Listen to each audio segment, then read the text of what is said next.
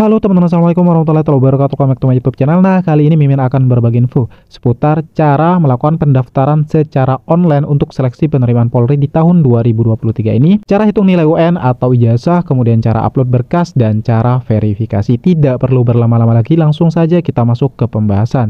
Untuk pendaftaran secara online dan proses verifikasi atau validasi itu bisa teman-teman lakukan selama tanggal pendaftaran berlangsung, yaitu mulai tanggal 4 sampai tanggal 14 April di tahun 2023 ini. Jadi jangan sampai lewat dari batas ini. Kemudian adapun langkah-langkah untuk melakukan pendaftaran secara online adalah sebagai berikut. Pertama-tama, teman-teman tinggal buka browser, kemudian teman-teman ketik penerimaan Polri di mesin pencarian, maka di situ akan tampil website penerimaan Polri di paling atas.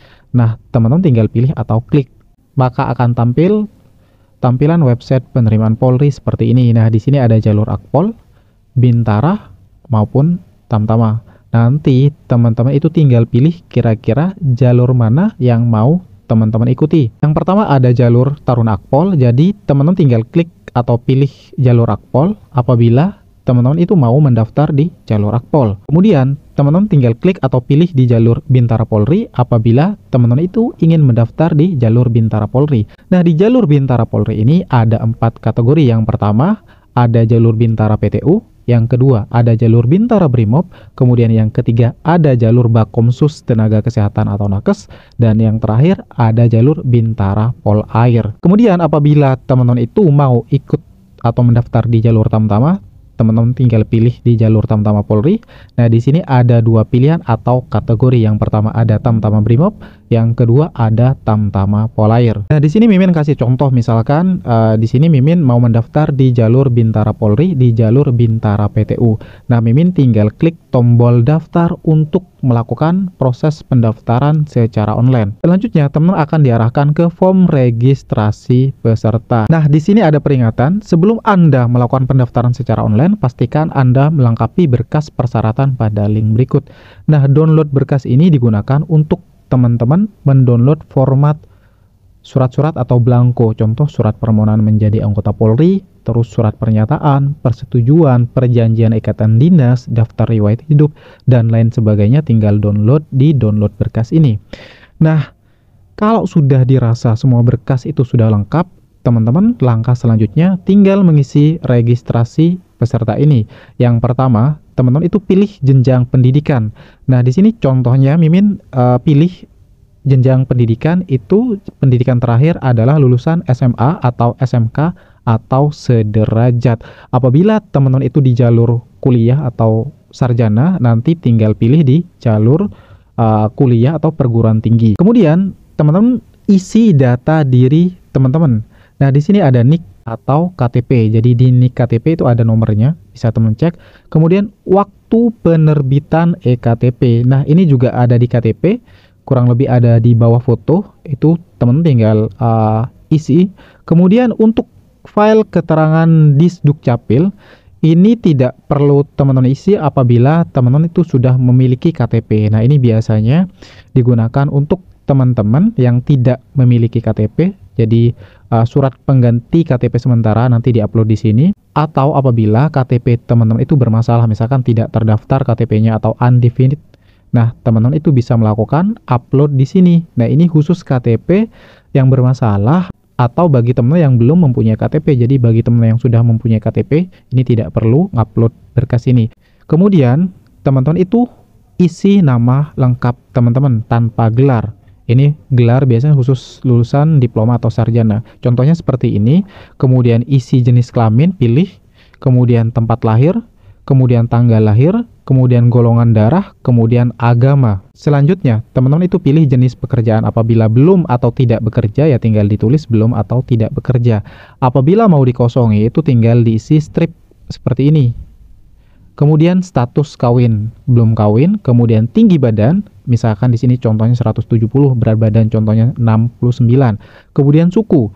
Nah, suku ini bisa diisi sesuai dengan provinsi atau tempat teman tinggal. Misalkan contoh ada suku Jawa, terus suku Madura, ada suku Asmat, suku Sunda, dan lain sebagainya. Nah, itu bisa nanti teman-teman sambil browsing, misalkan teman-teman itu tidak tahu suku di daerah teman-teman. Kemudian ada nomor HP yang aktif, kemudian email aktif, kemudian prestasi. Nah, ini kalau teman-teman tidak punya prestasi, boleh dikosongi atau strip aja.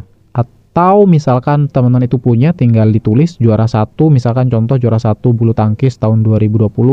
Ada juara lagi lain, dikasih koma, misalkan juara apa ditulis lagi, ada lagi koma ditulis lagi. Jadi seperti itu. Kemudian bahasa daerah yang digunakan, misalkan di sini contohnya Jawa aktif atau Indonesia aktif dan lain sebagainya, itu bisa ditulis. Kalau misalkan bahasa asing ada, ya tinggal ditulis, misalkan bahasa Inggris aktif, kemudian bahasa lain pasif, itu bisa ditulis sesuai sama contoh di sini. Kalau tidak ada, boleh di strip. Kemudian di sini upload pas foto ukuran 4x6. Nah, nanti teman tinggal klik telusuri untuk mengupload foto teman-teman. Nah, untuk teman-teman yang jalur Bintara, itu latar fotonya adalah warna kuning, kemeja putih dengan format file JPG atau JPEG. Ukuran tidak boleh lebih dari 512 KB. Kalau yang Akpol itu latar merah, kemeja putih. Kalau Tamtama itu latar merah, kemeja batik. Nah, kemudian teman-teman isi data pendidikan. Ini data pendidikan dari SD atau sekolah dasar. Contohnya di sini ada nama SD, kota SD, kemudian provinsi, kemudian di sini tahun kelulusan, ini tahun kelulusan, kemudian nilai UN. Nah, untuk nilai UN ini apabila di tahun kelulusan teman-teman itu tidak ada SKUN atau UN, nah ini bisa diisi 0. Seperti ini. Tapi apabila di tahun kelulusan teman-teman itu ada nilai UN atau SKU sementara, itu boleh diisi, gak apa-apa. Nah, misalkan cara hitungnya kira-kira seperti apa? Jadi di UN itu misalkan ada 3 mapel, ya kan? Mapel 1, 2, 3, ada nilai misalkan 80, 60, dan 70. Nah, ini tinggal dijumlahkan saja, misalkan 8 tambah 6 tambah 7, 210. Nah, 210 ini nanti tinggal dibagi dengan jumlah mapel. Jumlah mapelnya kan ada 3. Ini berarti tinggal dibagi 3. Berarti hasilnya adalah rata-ratanya 70. Nah, di nilai UN nanti bisa diisi 70 apabila ada. Apabila tidak ada, cukup dikosongi aja atau diisi 0 seperti ini. Kemudian data SMP. Jadi nama SMP, asal kota SMP, terus provinsi, tahun kelulusan SMP teman-teman, kemudian nilai UN. Nah, hampir sama dengan di jalur SD tadi. Kalau di tahun kelulusan teman-teman itu tidak ada SKUN, ini bisa diisi 0.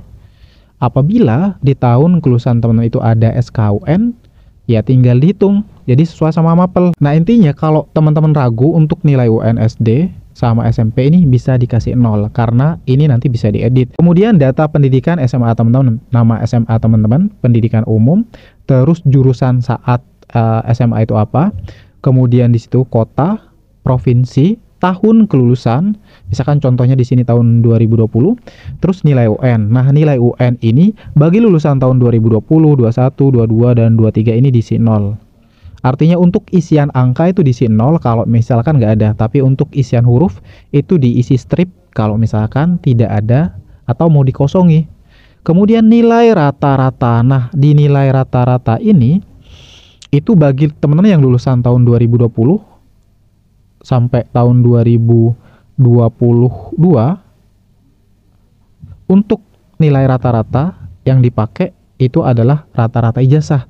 Nah, nilai rata-rata ijazah itu ada di mana? Yaitu ada di belakang ijazah.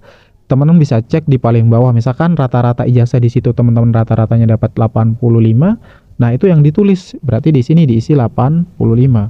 Kalau misalkan rata-ratanya 87, diisi 87. Nah, untuk teman-teman yang lulusan tahun 2023 itu menggunakan nilai rata-rata dari aspek pengetahuan ditambah dengan aspek keterampilan, nanti dibagi 2. Nah, aspek pengetahuan itu kan nanti ada beberapa mapel, 1, 2, 3, dan seterusnya. Misalkan aspek keterampilan juga sama, jumlahnya sama. Misalkan di sini ada 5 mapel, di sini juga pasti ada 5 mapel. Yang membedakan adalah nilainya 90, terus 90, 80 misalkan di sini 80, 80, 80, 80. Nah, ini dicari rata-ratanya. Misalkan jumlahnya dapat 1200. Nah, tinggal dibagi jumlah mapel itu berapa, misalkan 5. Nah, ini juga misalkan dapatnya 1100, ya dibagi 5. Nanti ketemu rata-rata masing-masing ini. Misalkan aspek pengetahuan ketemu rata-ratanya, misalkan dapat 80. Terus yang aspek keterampilan misalkan dapat 90. Nah, ini tinggal dijumlahkan terus dibagi 2. Jadi dapatnya berapa? 170 dibagi 2, dapatnya adalah 85. Nah, ini nanti yang dimasukkan ke nilai rata-rata rapotnya. Kemudian isian data ayah, itu isi nama, agama, tanggal lahir, nomor HP yang aktif, kelompok pekerjaan, jenis pekerjaan, golongan atau pangkat, jabatan, nama kantor, alamat. Nah, untuk kelompok pekerjaan, misalkan teman tidak tahu, itu boleh di strip. Misalkan jenis pekerjaan ini bisa dicek di KTP. Ada petani, PNS ya kan. Terus di situ ada Polri, TNI, seperti itu. Untuk golongan atau pangkat, misalkan teman itu tidak tahu atau masih mau bertanya, gak apa-apa. Sementara itu diisi strip. Seperti itu, strip. Nanti terus dilanjut aja ke isian di bawahnya. Nah, kemudian di sini ada status. Nah, bagi teman-teman yang ortunya masih hidup, ya pilih statusnya hidup. Tapi kalau sudah almarhum, ya teman-teman pilih sudah meninggal. Nah, bagi teman-teman yang sudah meninggal, untuk data kayak tadi nomor HP terus pekerjaan itu boleh di strip atau dikosongi bagi ortunya yang sudah meninggal atau almarhum.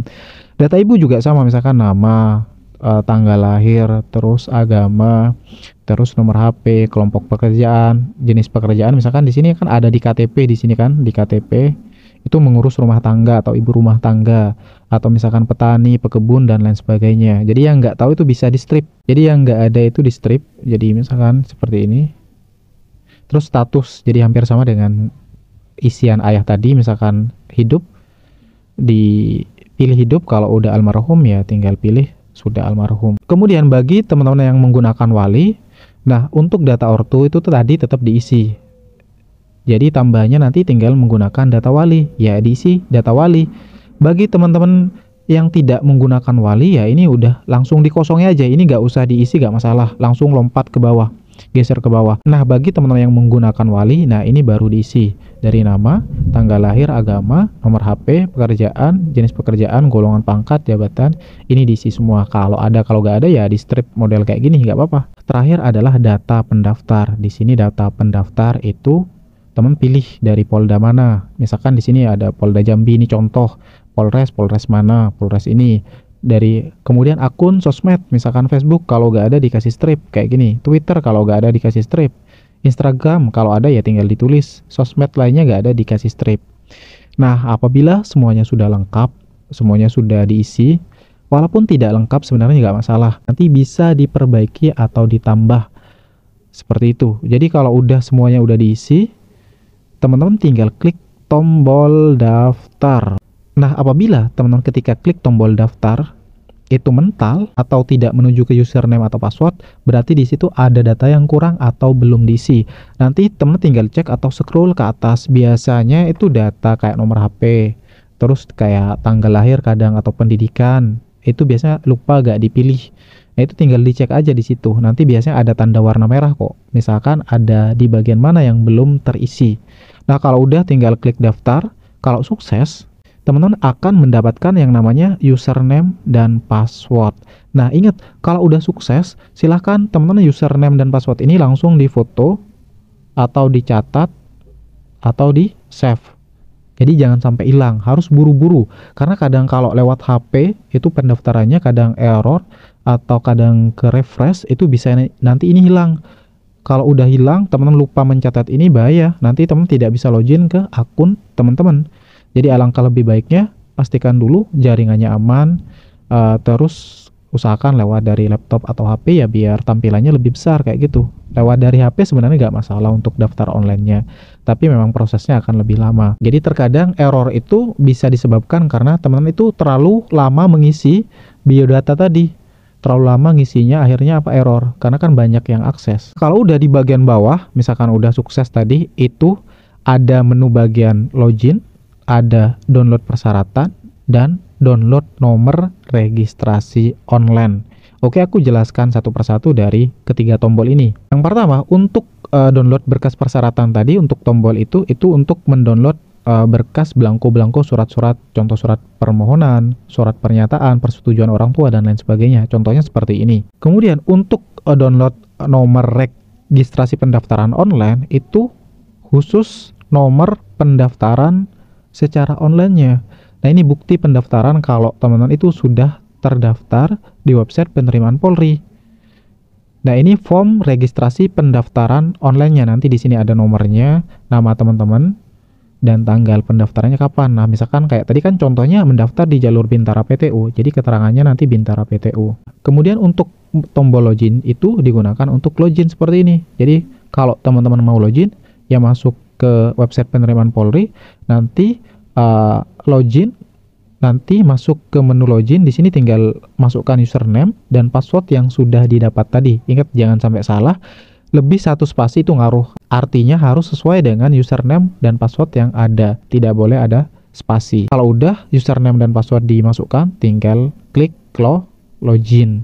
Nah, nanti saat login teman-teman akan masuk ke menu yang namanya menu dashboard.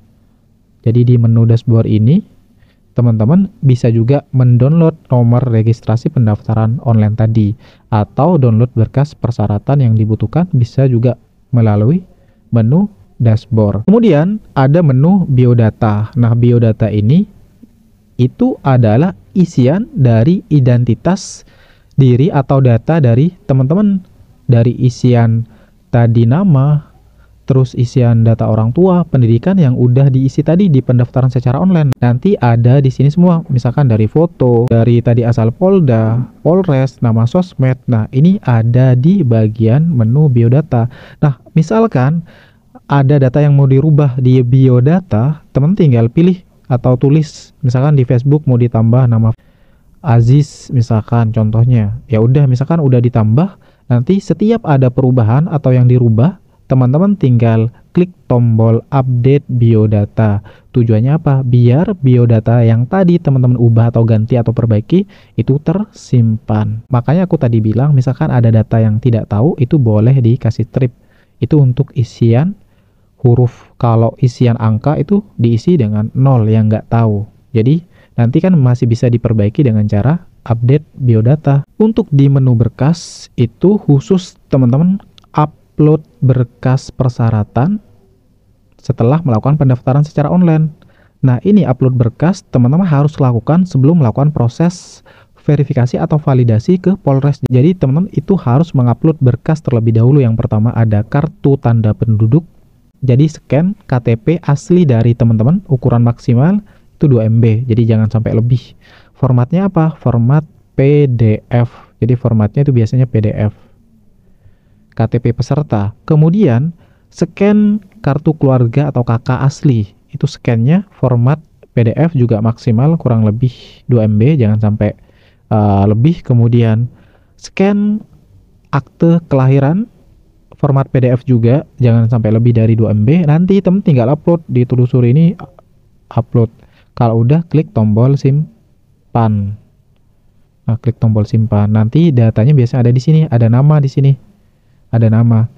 Nah, untuk informasi validasi, statusnya nanti bisa pending atau menunggu atau belum terverifikasi selama teman-teman tidak melakukan proses verifikasi secara offline.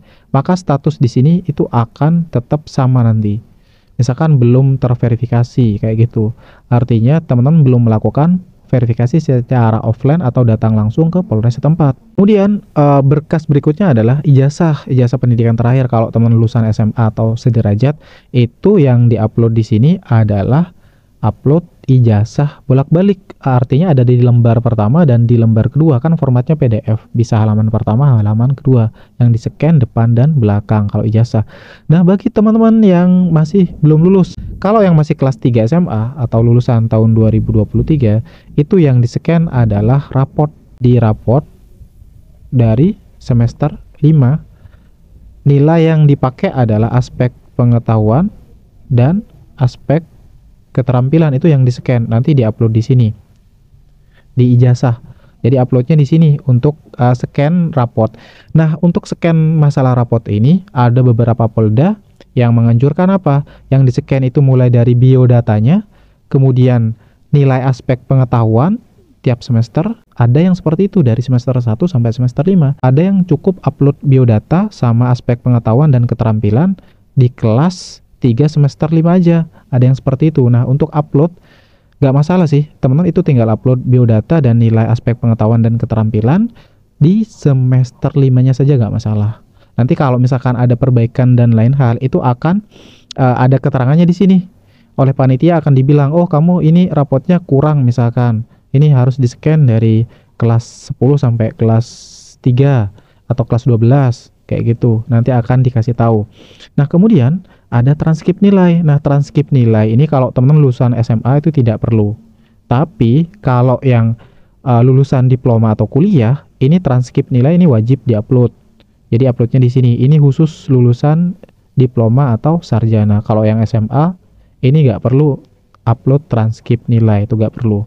Formatnya juga sama, rata-rata PDF. Kemudian berkas yang diupload berikutnya adalah surat keterangan catatan kepolisian atau SKCK. Formatnya juga PDF, ukuran berkas jangan sampai lewat dari 2 MB. Intinya setiap teman-teman itu ngupload, itu jangan lupa disimpan. Upload, disimpan, upload, disimpan. Kemudian terakhir adalah pas foto berwarna 4x6.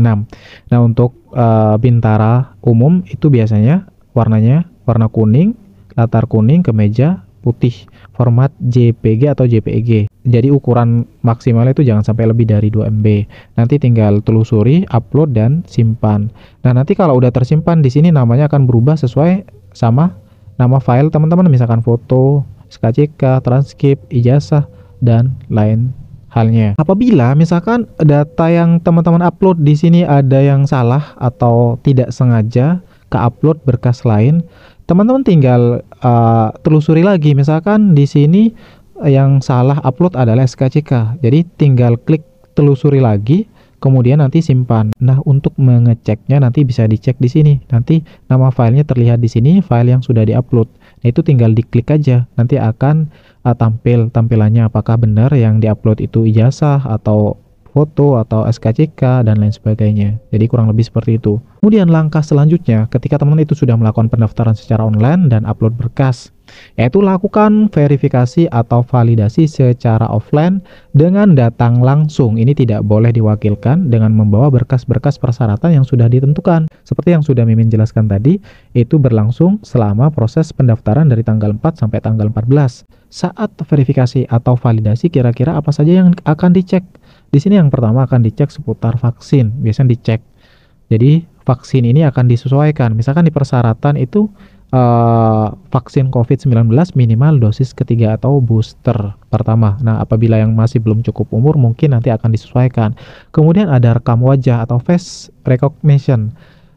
Kemudian ada pengukuran atau pengecekan tinggi dan berat badan. Jadi pada saat proses verifikasi atau validasi ini, tinggi dan berat badan teman-teman juga akan dicek atau diukur. Kalau misalkan tingginya tidak memenuhi syarat, maka teman pada saat itu langsung TMS atau gagal atau gugur. Kemudian kelengkapan berkas-berkas persyaratan. Nah, itu akan dicek.